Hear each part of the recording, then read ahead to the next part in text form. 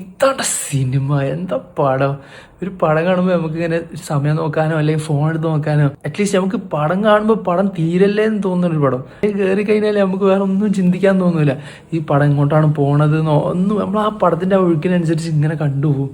ചെക്കൻ്റെ ആക്ടിങ് ഒക്കെ കുറെ ആൾക്കാർ പറഞ്ഞിട്ട് കേട്ടിട്ടുണ്ടാവും. പക്ഷെ ഇതിൽ കാസ്റ്റ് ചെയ്തിരിക്കുന്ന ഓരോ ആൾക്കാർ, casting director Ganapathi of course man is great.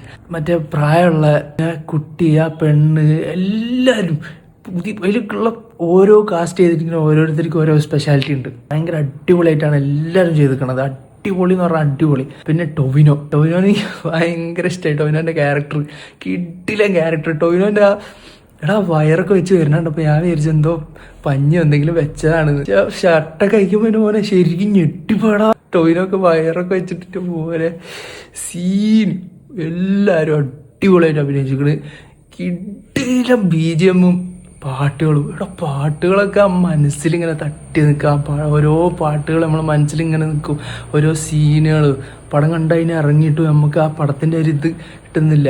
ശരിക്കും ഞാൻ ഭയങ്കര അടിപൊളി പടടാ. എല്ലാവരും കാണണം. കുറേ ആൾക്കാർ കണ്ടിട്ടില്ല. ഇപ്പം എൻ്റെ ഫ്രണ്ട്സ് തന്നെ കുറേ ആൾക്കാർ കണ്ടിട്ടില്ല. എല്ലാവരും കാണാത്തവരൊക്കെ പോയി കാണണം.